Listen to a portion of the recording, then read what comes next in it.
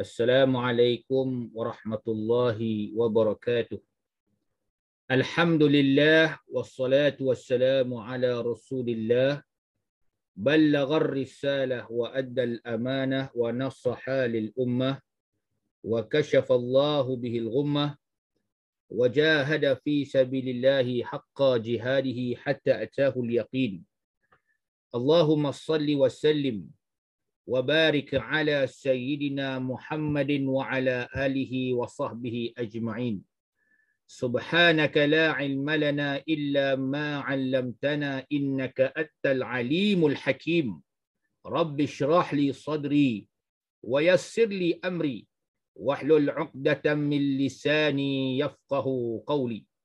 اللهم افتح علينا فتوح العارفين وارزقنا فهم النبيين وإلهام الملائكة المقربين وأن تطلق به عن ألسنتنا وأن تفرج به عن قلوبنا وأن تشرح به عن صدورنا وأن تستعمل به عن أبداننا برحمتك يا أرحم الراحمين.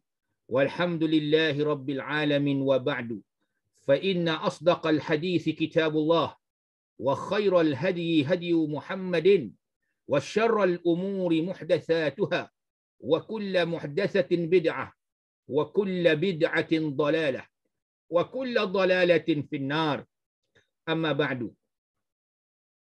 Yang dihormati lagi dikasihi Tuan Pengerusi Surau Al-Amin Bandar Tun Hussein On, kepada Tuan Imamnya, Tuan Bilalnya dan seluruh ahli jawatan kuasa, dan kepada muslimin muslimat penonton video rakaman untuk kuliah maghrib kita kali ini, yang biasa saya bawa 50 tanda-tanda orang munafik. Yang mana tanda pada kali ini ialah tanda yang ke-24, menangguhkan pembayaran hutang. Muslimin dan muslimat yang dirahmati Allah Subhanahu wa taala, semuanya sedia maklum bahawasanya hutang itu wajiblah dibayar kerana ia bukanlah milik kita secara tetap. Hutang di zaman hari ini dengan berbagai-bagai jenis. Ya, hutang yang biasa berlaku sejak zaman dulu itu sudah diketahui. Biasanya orang berhutang makan di kedai, kerana dia tunggu gaji bulanan, maka dia akan bayar hutang bila cukup bulan, bila dapat gaji. Ada juga yang membeli barang-barang runcit di kedai-kedai, kemudian akan membayar hutang itu apabila sampai tempohnya. Ia memperolehi wang seperti gaji dan upah bekerja. Dan ada juga di zaman hari ini yang cukup terkenal, hutang dengan bank atau mana-mana institusi keuangan. Dan juga ada yang bersifat hutang secara individu. Maknanya berhutang daripada individu-individu yang tertentu. Muslimin dan muslimat yang dirahmati Allah Subhanahu wa taala. Namun begitu, hutang itu wajib dilangsaikan ataupun dibayar kerana ia merupakan milik yang bukan bersifat milik tetap kepada orang yang meminjam, tetapi yang merupakan milik dan hak si peminjam itu sendiri. Membayar hutang ini salah satu daripada menunaikan amanah dan janji kita, iaitu apabila kita berhutang, berarti kita akan berjanji untuk menunaikan dan melunaskannya. Walaupun dalam Islam itu kadang-kala kita melihat sifat seseorang yang berhutang, sudah tentulah mereka ini orang-orang yang susah. Namun orang yang memberikan pinjaman itu juga dituntut supaya bersifat tasamuh atau bertimbang rasa. Wa in kana dzu usratin fanadhiratun ila maisarah. Sekiranya orang yang berhutang itu sifatnya seseorang yang susah. Orang susah ni memang pinjam duit lah. Kalau dia senang, dia tak pinjam duit. Maka orang yang memberikan pinjaman itu fanadhiratun, maka memberikan penangguhan. kepada satu tempoh dan waktu ketika dia dalam keadaan senang. Maka sebab itu dalam Islam, kita diharamkan untuk memakan riba, iaitu riba an-nasi'ah, yang bersifat menangguhkan pembayaran dan kemudian setiap bayaran yang tertangguh itu sudah pasti akan dikenakan bunganya. Maka haram bagi orang yang memberikan pinjaman dengan kaedah tersebut, sebagaimana diharamkan juga bagi mereka yang membuat pinjaman tersebut. Maka hendaklah kita beringat ketika mana kita ingin membuat sesuatu pinjaman, maka hendaklah dipastikan pinjaman yang dibuat itu berlandaskan kepada kehendak syarak dan tidak bertentangan dengan kehendak syarak. Muslimin dan muslimat yang dirahmati Allah Subhanahu wa taala. Seseorang yang berhutang adalah wajib membayarnya mengikut hukum Islam, sebagaimana yang telah diterangkan sebentar tadi. Kerana ia bukanlah merupakan milik orang yang meminjam, tetapi dia menjadi milik dan hak kepada orang yang memberikan pinjaman. Maka apabila dia memegang harta itu atau wang itu, maka dia berhak mengembalikan nilainya semula. Kalau diminta barang yang dipinjam itu untuk dipulangkan, pulangkan. Tapi kalau diminta nilainya, maka dipulangkan nilainya. Ini seperti mata wang ataupun duit atau harta lah. Jadi sebab itu kita lihat ada sejenis hutang jenis yang dibayar dengan benda yang sama. Seperti mana zaman dulu-dulu lah sistem barter. Kalau orang nak gula, tukar dengan garam. Kalau dia tak ada benda nak tukar, dia nak pinjam gula dulu 1 kilo, dia akan bayar dengan gula 1 kilo. Itu contoh. Maka dia membayarnya dengan nilainya. Ataupun kadang-kadang ia meminjamnya sesuatu benda yang bukan bersifat dia berhutang, tapi menjaga amanah benda itu. Contohnya kita perlukan sesuatu benda, peralatan contohnya macam orang dulu lah. Nak memotong, pinjam kapak, pinjam gergaji. Jadi kalau kapak atau gergaji dipinjam itu, setelah digunakan, dipulangkan semula. Maka itu bukan haknya, bukan miliknya. Tetapi menjadi milik orang yang berikan pinjaman tersebut. Maka sekiranya kalau benda itu hilang, maka digantikan dengan nilainya. Samalah halnya dengan hutang. Kita meminjam wang, berarti kita wajib membayar nilainya semula. Adapun hukum, apabila sebagai contohlah, saya sebagai peminjam. Saya sebagai orang yang meminjam, bukan peminjam, meminjam. Dan saya meminjam wang daripada seseorang. Katakan saya pinjam RM100. Dah terdesak sangat ni. Jadi apabila dalam keadaan terdesak itu, saya minta orang ni, tak ada duit, tak ada siapa nak bagi. Maka akhirnya saya dapat pada satu orang hamba Allah ni, dia beri pinjaman. Dia kata, nak pinjamlah Ustaz duit ni, bila masa esok Ustaz bayarlah. Ketika tempoh saya sudah ada wang, saya bayar, saya sengaja menambah wang itu daripada yang saya pinjam, lebih daripada kadar yang saya pinjam. Saya pinjam dulu 100. Tapi saya bayar RM110, 10 itu sebagai hadiah. Apakah hukumnya? Hukumnya adalah sunat. Maknanya halal lah diambil oleh tuan wang tersebut dan perbuatan saya juga tidak berdosa. Ini tidak dinamakan riba. Ini hukum yang perlu kita faham. Seatas dasar kita beri hadiah, terima kasih di atas pinjaman tersebut. Namun kalau tuan wang itu letakkan syarat, tempoh pembayaran mesti sebulan.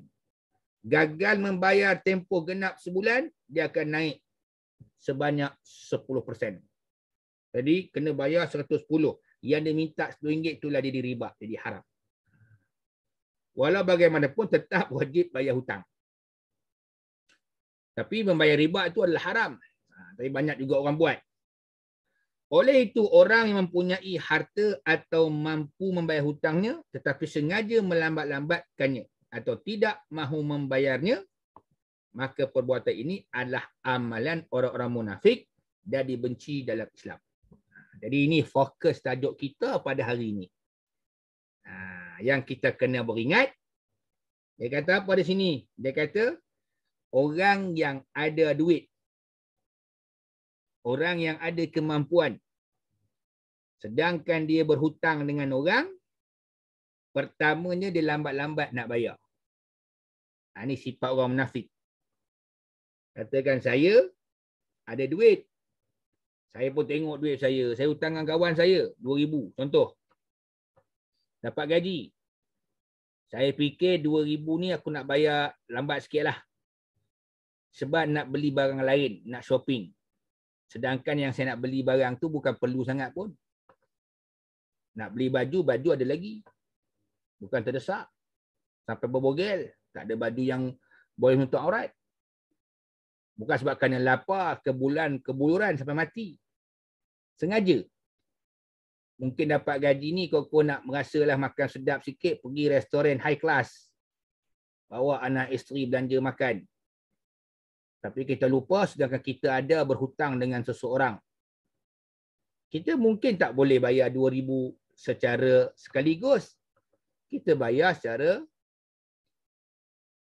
sedikit-sedikit. Kalau bahasa saya panggil uncit-uncit lah. Mungkin bulan ni saya bayar 500, bulan depan saya bayar 500 dan lagi 2 bulan saya bayar lagi 500 cukuplah 2,000. Tapi sengaja melambat-lambatkan pembayaran hutang. Ingat, ini sifat orang munafik. Sengaja melangguh-langguhkan dan melambat-lambatkan pembayaran hutang.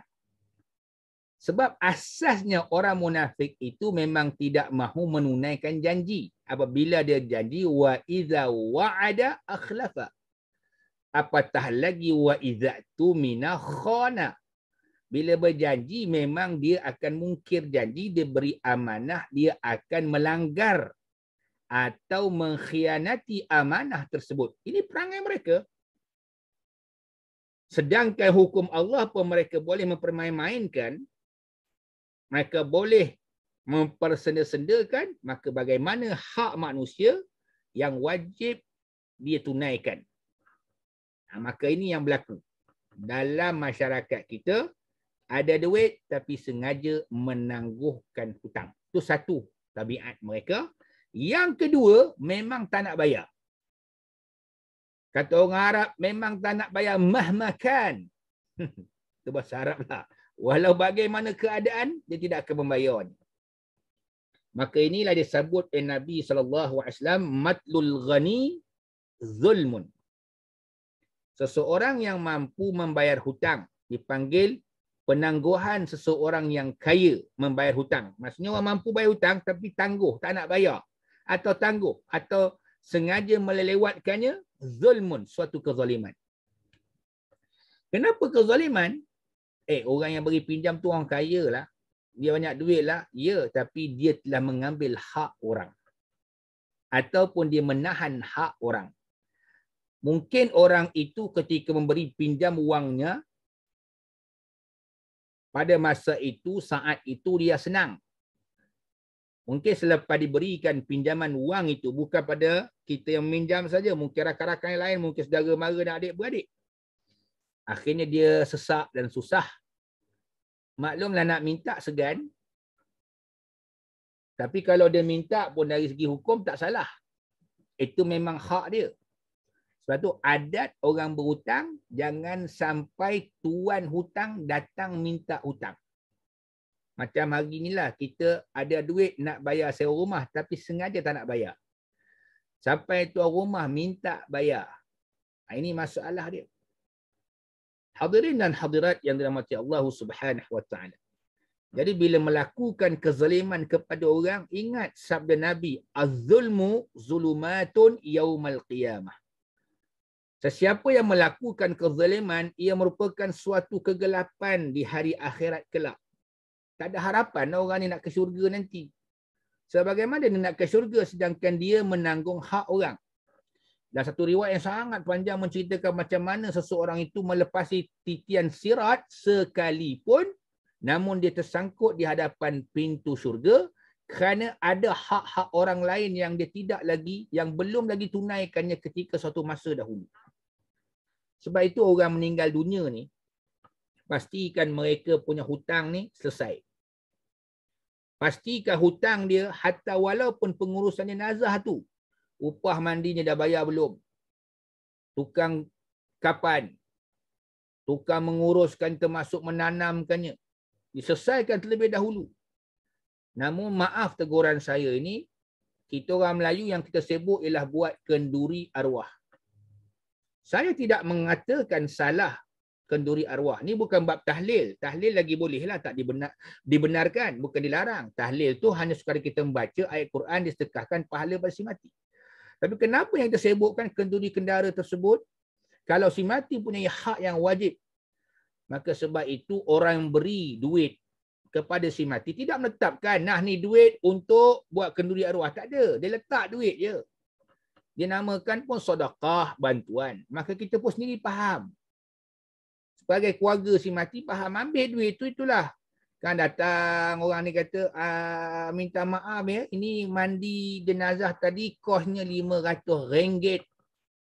Kita tengok dalam tabung tu adalah sikit RM100. Kita top up lah adik-beradik 400, lagi 400 baki, bayar, settlekan. Pengurusan kapan, membeli kain kapan, menanam. Kemudian dah settle semua tu pula, fikir pula, ada tak si mati tu menanggung hutang? Ini masalahnya. Sebab itu pinjaman secara moden, yang kita kata mempunyai syarat ada takafulnya, insurannya, lebih baik kita buat. Seperti orang beli rumah ada istilah MRTA begitulah. Bila suami meninggal, isteri tak payah bayar. Kalau isteri meninggal, suami tak payah, begitulah. Eloklah kalau adanya unsur-unsur seperti itu kerana meringankan beban. Sehingga kan si mati terasa ringan bebannya dan juga bagaimana juga keluarga si mati juga tidak menanggung beban setelah kematian ahli keluarga mereka, terutamanya suami atau membapa. Baik, muslimin dan muslimat yang dirahmati Allah Subhanahu wa taala. Jadi dalam hadis sahih Bukhari disebut matlul ghani zulmun. Seseorang yang menangguhkan hutang itu merupakan satu kezaliman. Kata ulama, al-matlu ialah at-taswif, membuat penangguhan wa ta'khir dan melewatkan fi qada'id daini, dalam membayar hutang. Fa idza matala al-ghaniyu zalama fa hadza yu'addu zulman. Maka bila mana seseorang yang berhutang itu sengaja membuat penangguhan sedangkan dia mampu membayarnya, maka ia dikira telah melakukan suatu kezaliman. Secara umumnya Allah Subhanahu wa taala menyebut dalam Quran tentang harta yang batil itu termasuklah hutang. Firman Allah dalam surah Al-Baqarah ayat yang ke-188. Firman Allah, wala ta'kulu amwalakum bainakum bil batil. Dan janganlah kamu makan harta di antara kamu dengan jalan yang salah. Maksudnya ialah manistadana amwalan nasi wa huwa yuridu itlafaha wa la yuridu raddaha. Itu maksud tafsir ayat yang dibacakan sebentar tadi. Ulama tafsir menafsirkan batil ni maknanya salah, yang tak betul. Banyaklah riba, makan harta anak yatim, harta rasuah, harta rampasan, sariqah, curi dan seumpamanya. Harta yang dikumpulkan daripada hasil membuat kerja yang haram seperti membuat jampi mentera, penipuan, macam-macam lagi lah. Kalau tak salah saya ada 8 jenis ulama himpunkan. Kalau kita kitab lama kadang-kadang sebut termasuk juga upah baca Quran pun tak boleh. Tapi itu ada khilaf, ada perbezaan pendapat dan bukan saya nak bincangkan bab itu. Tapi kita nak bincangkan bab yang tidak ada perbezaan pendapat, yang telah disepakati oleh para alim ulama. Jadi maknanya sesiapa yang istadana amwalan nas, iaitu membuat hutang atau mana berhutanglah daripada harta seseorang, harta-harta manusia orang, wa huwa yuridu itlafha, sedangkan dia mahu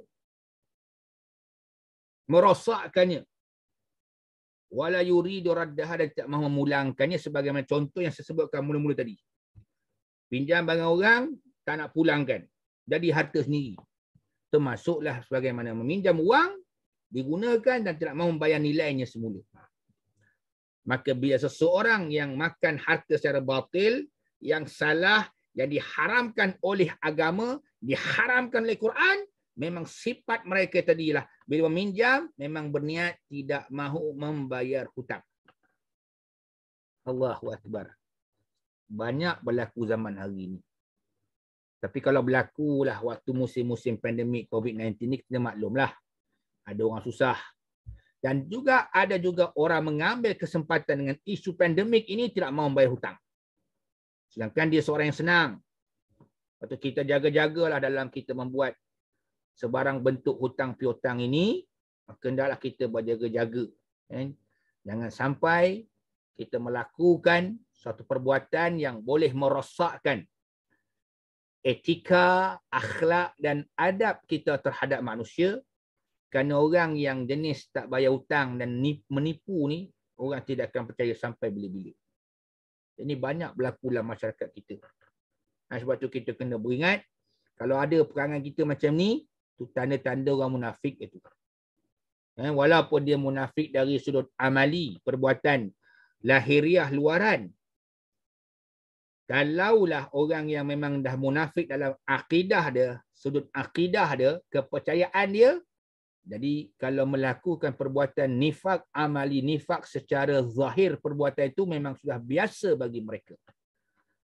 Dalam hadis ini mengajar kita bahawasanya berlindung diri daripada sikap menangguh hutang, termasuk dalam sifat orang munafik tidak mahu membayar hutang tadi ini, sebab dia tidak menunaikan janjinya, maka kita bimbang perbuatan seperti ini kalau sering dilakukan oleh kita, oleh masyarakat kita, oleh mana-mana individu dalam masyarakat kita, maka dia boleh terbiasa melakukan suatu perbuatan,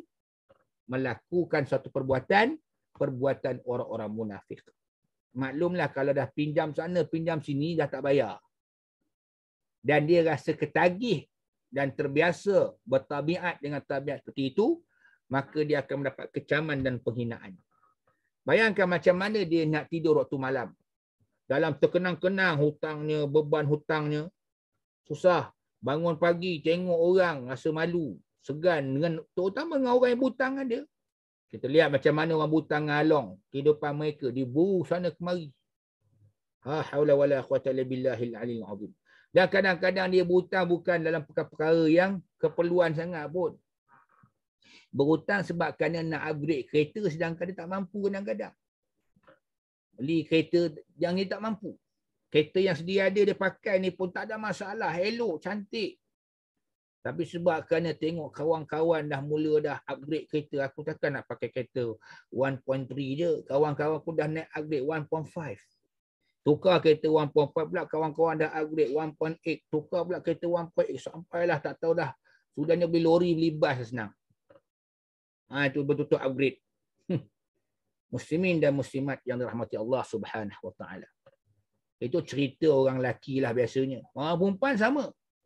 Tengok jiran sebelah pakai cincin besar, rantai besar. Tengok dia punya jam pun besar. Dia buka tudung nampak anting-anting dia besar juga. Oh, dia teringin, dia berhutang. Tambahkan jenis pembelian semua online belaka. Beli emas, kan, boleh harga hutang, bawa beli dia. Sebab kerana apa, nak bersaing dengan orang lain. Sebenarnya tak mampu bayar hutang, sebenarnya dia pun lari, orang pun kejar buru dia, orang bawa report polis dan sebagainya. Wal'iyadzubillah. Wala hawla wala quwata illa billahi al-aliyil azim. Ini yang berlaku dalam masyarakat kita. Muslimin dan muslimat yang dirahmati Allah Subhanahu wa taala. Nabi SAW bersabda dalam satu hadis riwayat Imam Bukhari. Man akhadha amwalan nasi yuridu itlafaha atlafahu Allah. Barang siapa mengambil harta orang yang ia bermaksud merosakkannya. Termasuk di dalam tafsiran hadis ini ialah pinjam harta orang tapi memang niat tidak membayarnya.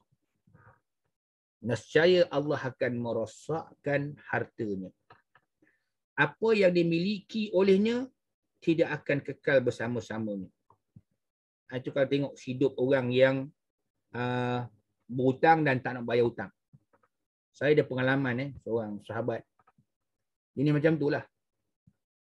Berhutang sana, berhutang sini, tak mau bayar. Kalau dia bagi alasan, kita berkesian. Saya nak pergi kerja dekat outstation, bos suruh pergi kerja outstation, tapi dia tak bagi duit pendahuluan. Kita pun tak tahulah masalah dia. Bos nak bagi pendahuluan, boleh pinjam kejap. Tapi tengok daripada hari sehari, tak bayar, bulan sebulan, tak bayar, minggu, bulan-bulan, sampai tahun-tahun makan tahun. Orang macam ni kehidupan mereka memang tidak akan dalam keadaan aman dan tenteram. Dalam hadis ini sebut Allah rosakkan hartanya. Dan kita lihat setengah-setengah orang, hidupnya tidak pernah aman. Rumah yang dimilikinya rosak. Kenderaan dimilikinya rosak. Kadang-kadang motor dimilikinya rosak. Kadang-kadang harta dalam rumahnya pun rosak. Yang tak masuk akal boleh rosak pun rosak kadang-kadang. Dan paling sedih ialah diri sendiri pun tidak ada kebarakatan. Rumah tangganya dalam keadaan kucak-kacir. Terumbang-ambing. Kadang-kadang dia sendiri pun dalam keadaan sakit belum sembuh-sembuh lagi. Wal'iyazubillah. Na'udzubillah min zalik. Sampaikan menemui ajal. Itu kisah orang yang lambat bayar hutang ni nak menemui ajal. Bayangkan. Dalam keadaan sakit. Mujurlah dia panggilnya orang tersebut datang. Ziarah kawan ni hati disebut tak apalah aku halalkan hutang. Yang kau tak bayar lagi tu. Tapi taklah immediately. Makan masa sikit je terus dia boleh hembus nafas yang terakhir. Peringatan ni untuk diri saya dan diri kita semua. Beringatlah. Hutang yang kita ambil dari orang lain ataupun hutang yang kita berhutang atau harta atau wang yang kita pinjam berhutang daripada orang lain itu, hendaklah kita berdoa kepada Allah supaya diberikan rezeki untuk melunaskannya. Dan ingatlah jangan kita berniat untuk menangguh atau tidak mahu membayarnya, kerana itulah yang dijelaskan dalam pengajian kita hari ini sebagai tanda orang munafik, dan mereka orang munafik ini sering melakukan dosa. Selain daripada tidak menunaikan amanah dan janji, mereka sanggup untuk makan harta-harta yang haram. Sekadar itu sajalah untuk hari ini. InsyaAllah mudah-mudahan dapat sama-sama kita beramal dengan amalan yang baik-baik. Setelah kita mendengar pada tanda-tanda orang munafik yang kita bincangkan pada hari ini, dan kita dihindarkan oleh Allah Ta'ala bersifat ini, bahkan termasuk juga dihindarkan oleh Allah dari sifat yang susah sehingga menanggung hutang. Tanggung mesti dengan doa dan tasbih kafarah. Bismillahirrahmanirrahim. Alhamdulillah Rabbil Alamin. Wassalatu wassalamu ala ashrafil anbiya wal mursalin. Wa ala alihi wa sahbihi ajma'in. Allahumma arinal haqqa haqqa. Warzuqna ittiba'ah. Wa arinal batila batilan. Warzuqna ijtinabah. Allahumma ja'al jam'ana hadha jam'an marhuma. Wa tafarruqana min ba'dihi tafarruqan ma'suma. Wa la taj'al fina wa man ma'na syaqiyan wa la mahruma. Allahumma inna na'udzu bika minal bala' wal waba' wasyaqaq wal fahsya' waz zina wal fitan ma dhahara minha wa ma batan. Rabbana atina fid dunya hasanah wa fil akhirati hasanatan wa qina adzaban nar. Wa sallallahu ala sayyidina Muhammadin wa ala alihi wa sahbihi wa baraka wa sallam. Subhana rabbika rabbil izzati amma yasifun. Wassalamun ala al mursalin. Walhamdulillahi rabbil alamin. Subhanakallahumma bihamdik. Asyhadu an la ilaha illa anta. Astaghfiruka wa atubu ilaik. Wabillahi taufiq wa hidayah. Wassalamu alaikum warahmatullahi wabarakatuh.